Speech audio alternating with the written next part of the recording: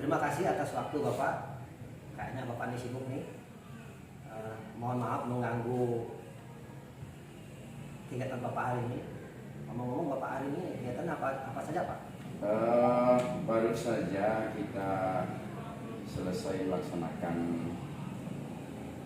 bermain bola voli mewakili sekolah, dan baru saja sudah selesai berakhir permainan, maka saya sempatkan diri untuk mengawal atau menjawab pertanyaan-pertanyaan dari Pak Marlin. Baik, terima kasih Pak. Ini berkenaan dengan kegiatan PPG kami, di mana saya mengangkat judul atau permasalahan di sekolah saya, yaitu mengenai siswa yang belum memahami servis pada permainan bulu tangkis.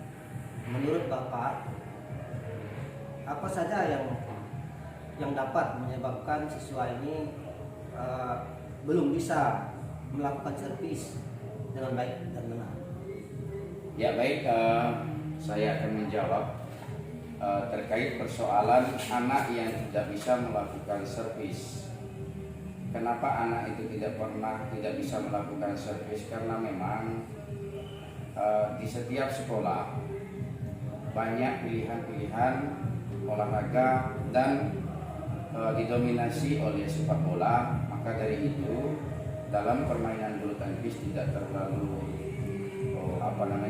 tidak terlalu diminati anak-anak, tapi sehingga kami pun bisa mengajari. Tapi yang paling besar adalah kepercayaan diri dari, dan teknik-tekniknya perlu menguasai sepenuhnya. Mungkin itu saja. Kemudian yang kedua Pak yang ingin saya tanyakan adalah kalau di sekolah saya itu Pak, sarana dan prasarana yang mendukung kegiatan anak-anak dalam khususnya permainan bulu tangkis ini sangat bisa dikatakan kurang. Nah, menurut Bapak ada tidak pengaruh kelengkapan sarana dan prasarana terhadap keberhasilan pembelajaran bulu tangkis di sekolah? Nah, baik, terkait masalah pengaruh itu sangat besar. Fasilitas yang kita perlukan dalam permainan bulu tangkis ataupun sarana prasarananya itu wajib kita lengkapi. Yang lengkap saja belum tentu mampu bersaing, apalagi yang tidak mempunyai fasilitas, contoh lapangan, raket, sehingga anak itu cenderung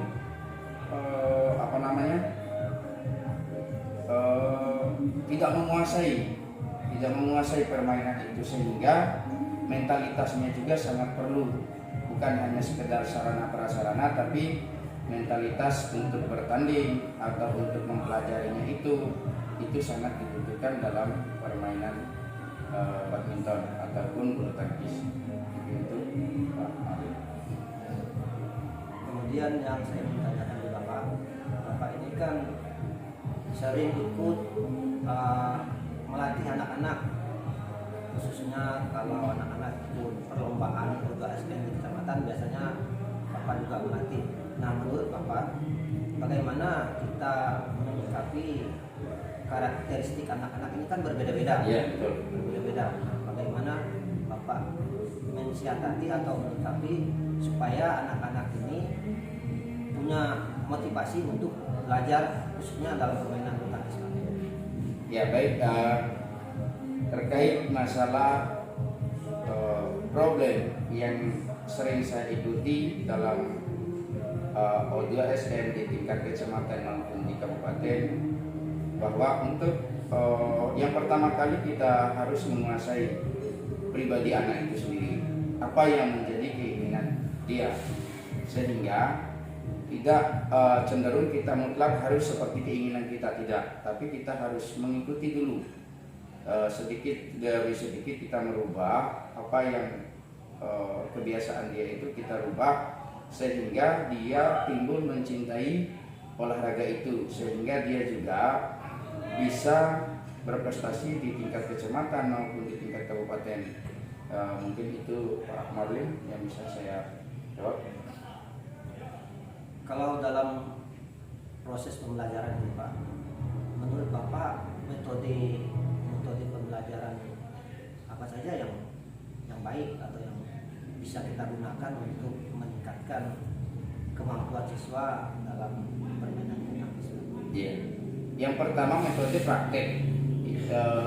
Karena dalam permainan bulu tangkis itu dalam semua bidang olahraga itu identik dengan praktek.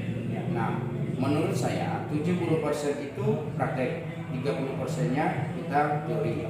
Nah, artinya bagaimana caranya kita mengasah kemampuan anak itu untuk memahami dan melatih khusus di bidang itu, sehingga anak itu juga tidak boleh bercabang-cabang atau mengikuti beberapa cabang, sehingga dia bisa fokus ke cabang olahraga yang ditentukan oleh sekolah, sehingga dia bisa melakukan pembelajaran dengan baik. Dan yang kedua, metode juga bisa kita sering-sering juga menonton media atau pertandingan-pertandingan di TV atau pertandingan-pertandingan yang ada di kampung, di kecamatan maupun di kabupaten.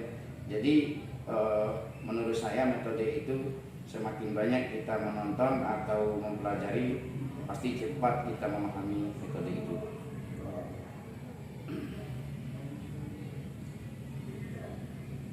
Kalau untuk pembelajaran di sekolah, apakah kita perlu mengubah cara atau kita memodifikasi cara kita mengajar, ataupun memodifikasi permainan supaya anak-anak ini merasa senang, sehingga nanti dapat memotivasi anak-anak untuk mengikuti kegiatan belajar. Baik, mengenai memodifikasi, seperti yang saya katakan yang awal tadi, kita harus memahami dulu keinginan anak itu, terus berikan dia waktu beberapa menit untuk bermain seperti apa yang diinginkan, baru kita proses memodifikasi. Tidak semua aturan bulu tangkis itu kita terapkan dulu ke si anak itu sendiri. Jangan kita menerapkan semua aturan-aturan yang sudah ditentukan di dalam permainan itu. Nah, berikan dia mempelajari sedikit demi sedikit, sehingga anak itu yang terpenting mencintai permainan bulu tangkis ini. Nah, baru tahap demi tahap, step by step, kita bisa merubahnya sedikit demi sedikit. Dengan berjalannya waktu, maka anak itu akan dengan sendirinya bisa melakukan dan mencintai permainan bulu tangkis itu. Berarti inti dari modifikasi ini supaya anak itu menyenangi, supaya dia bisa merasa nyaman dengan permainan yang kita berikan. Iya, betul. Baik, yang terakhir Pak, menurut Bapak media apa saja yang cocok untuk membantu anak-anak bisa memahami materi pembelajaran bulu tangkis? Kalau zaman sekarang ini kan zaman sudah maju, bagaimana menurut Bapak? Ya, yang pasti itu kembali lagi yang tadi, metode yang bagus. Satu, berikan leluasa untuk dia menonton permainan, sehingga dia muncul, oh permainan ini cukup asik. Nah, sehingga muncullah rasa cinta dia terhadap permainan itu. Maka otomatis kalau dia mencintai permainan itu, maka akan dia gali dari media mana saja permainan itu, baik dari media sosial, baik dari lingkungannya, dari pengalamannya. Nah, media itu saya rasa cukup untuk dia mempelajari, menggali semua ilmu yang ingin dia dapatkan dari permainan itu. Nah, dibantu oleh guru. Guru itu juga harus bisa memahami apa yang menjadi kemauan si anak itu sendiri. Kita tidak bisa memaksakan kehendak anak itu, sekarang kamu harus bisa seperti ini, tidak. Nah, dengan berjalannya waktu kita rubah permainannya dari katakanlah dari 2 ke 5. Nah, Setelah itu barulah kita mengajari teknik bagaimana cara servis, bagaimana backhand, bagaimana forehand. Nah, itulah yang kita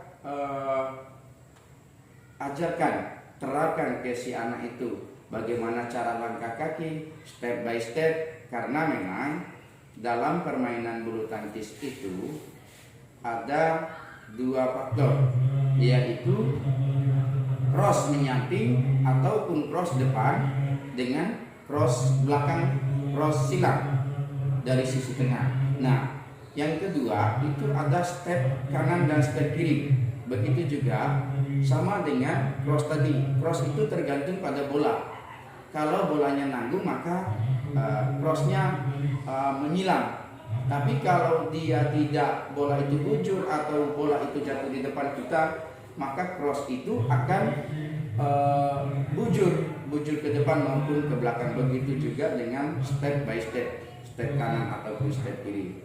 Saya rasa itu dalam permainan bulu tangkis itu memang olahraga ini cukup melelahkan, tapi yang terpenting melatih pergelangan, backhand, forehand, second hand.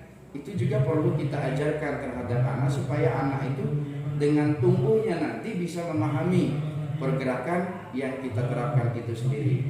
Ya mungkin itu saja Pak Marlin yang bisa saya sampaikan. Baik, terima kasih Bapak sudah bertukar pengalaman, berbagi metode dan cara dalam kita mendidik dan melatih anak khususnya dalam permainan bulu tangkis. Semoga apa yang Bapak sampaikan bisa menjadi referensi bagi saya dalam menerapkan model-model pembelajaran di sekolah. Terima kasih sekali Bapak. Terima kasih sama-sama Atas waktu dan kesempatannya. Mohon maaf telah mengganggu. Ya, nggak apa-apa.